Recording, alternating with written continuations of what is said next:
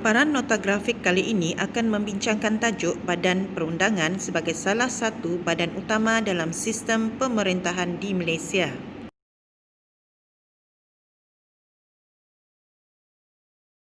Pembahagian kuasa atau dalam bahasa Inggeris dipanggil Separation of Powers merupakan satu doktrin dalam pemerintahan demokrasi yang membahagikan urusan dalam negara kepada 3 cabang utama iaitu eksekutif, perundangan dan kehakiman. Doktrin pengasingan kuasa ini adalah bertujuan untuk mengelak pemusatan kuasa yang melampau kepada sesuatu entiti badan kuasa yang terlibat. Maksud lain ialah menghindari kemaharajalelaan atau despotisme dengan cara membahagikan kuasa untuk mewujudkan semak dan seimbang, check and balance, antara kuasa-kuasa tersebut. Setiap badan ini mempunyai peranan yang berbeza tetapi saling bergantung antara satu sama lain. Badan perundangan atau legislatif secara umum adalah satu badan utama di Malaysia yang mempunyai kuasa menggubal undang-undang di Parlimen. Parlimen merupakan lambang struktur demokrasi kerajaan dan mencerminkan aspirasi rakyat melalui perwakilan yang dipilih. 3 komponen utama yang terdapat dalam Parlimen sebagai badan penggubal undang-undang tertinggi negara iaitu Yang di-Pertuan Agong sebagai Ketua Negara, Dewan Rakyat dan Dewan Negara.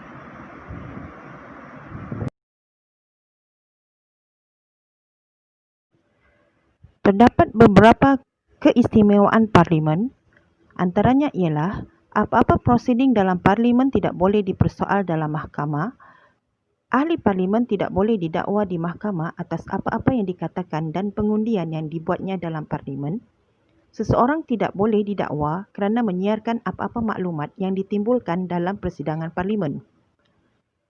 Di antara fungsi Parlimen ialah menggubal dan meluluskan undang-undang persekutuan, meminda undang-undang perlembagaan persekutuan, menyemak dan membahaskan dasar-dasar kerajaan, meluluskan perbelanjaan kerajaan dan hasil cukai yang baru, serta menjadi forum kritikan atau menyuarakan pendapat awam berkaitan nasional.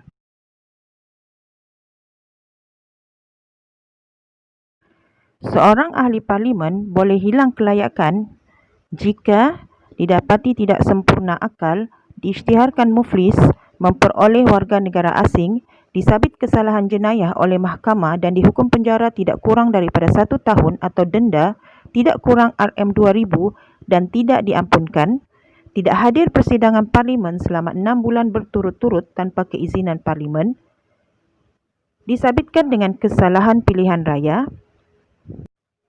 Seorang ahli parlimen tidak boleh menjadi ahli Dewan Rakyat dalam tempoh 5 tahun dari tarikh hilang kelayakan.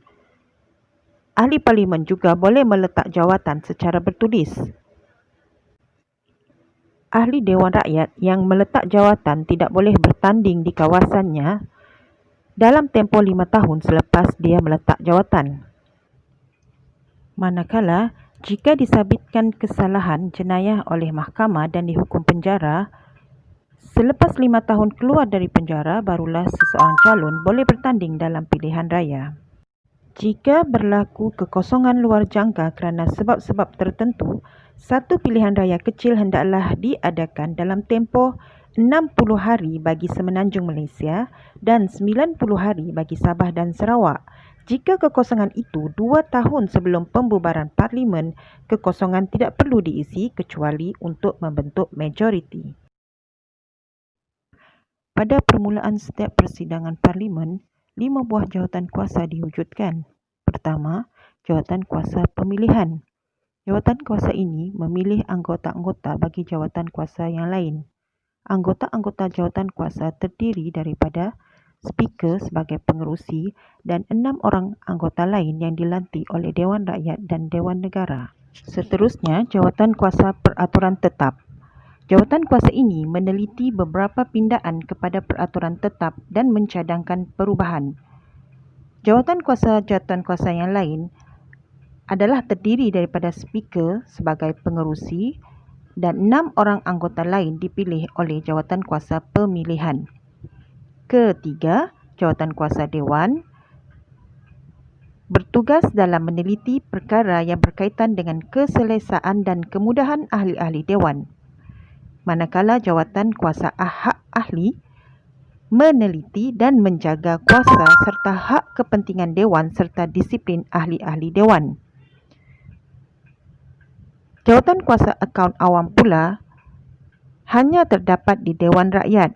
Jawatankuasa ini memastikan wang yang diperuntukkan oleh Parlimen diguna dengan baik. Jawatankuasa ini juga membuat teguran dan cadangan tentang pengurusan akaun awam berdasarkan laporan Ketua Audit Negara.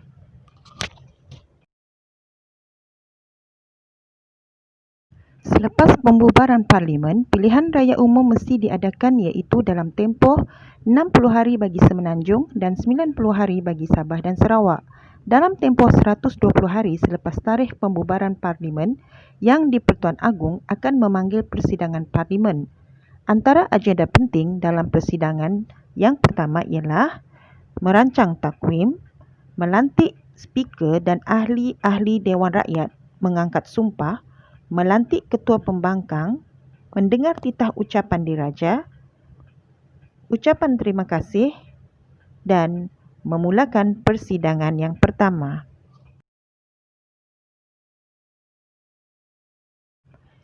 Tiga komponen utama yang membentuk Parlimen ialah Yang di-Pertuan Agong, Dewan Rakyat dan Dewan Negara. Yang di-Pertuan Agong merupakan sebahagian daripada Parlimen tetapi tidak terlibat dalam persidangan.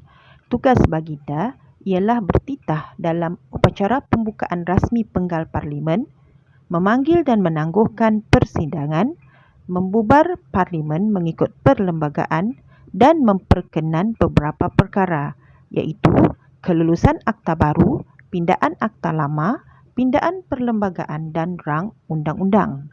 Dewan Negara pula berfungsi untuk membahaskan hal-hal rakyat, membincangkan dasar-dasar kerajaan, membahas dan menangguh atau meluluskan rang undang-undang, membuat pindaan akta atau perlembagaan, dan memulakan rang undang-undang kecuali rang undang-undang berkaitan kewangan.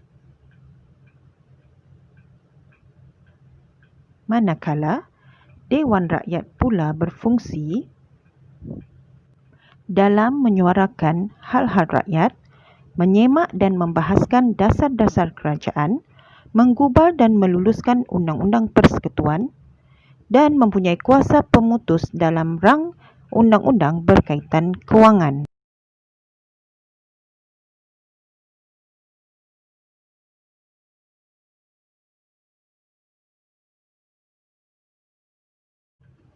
Berikut adalah keanggotaan Dewan Rakyat dan Dewan Negara.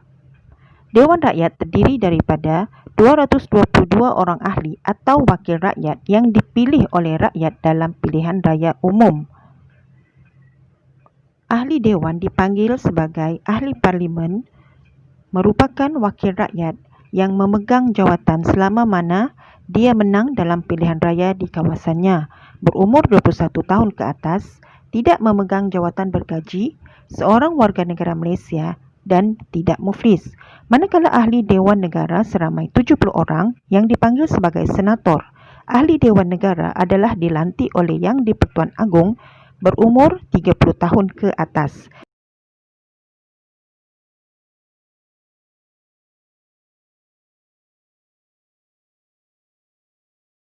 Seterusnya, speaker akan dilantik di Dewan Rakyat dan Dewan Negara.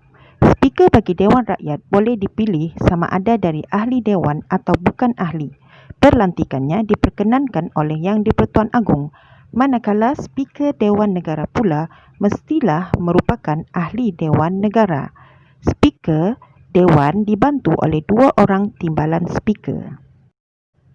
Tugas utama speaker adalah mempengerusikan persidangan, memastikan tata tertib dan peraturan dipatuhi, mengenakan tindakan disiplin terhadap ahli yang melanggar peraturan dan menjadi jurucakap Dewan.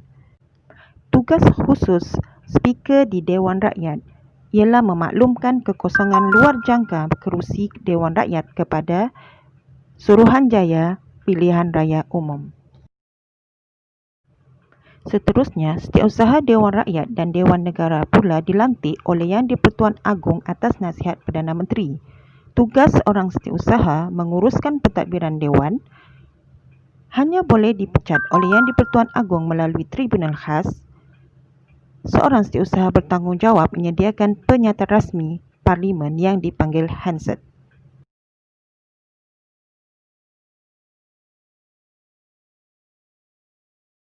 Parlimen terbubar apabila genap tempoh 5 tahun iaitu tempoh hayat yang dikira dari tarikh persidangan pertama Parlimen.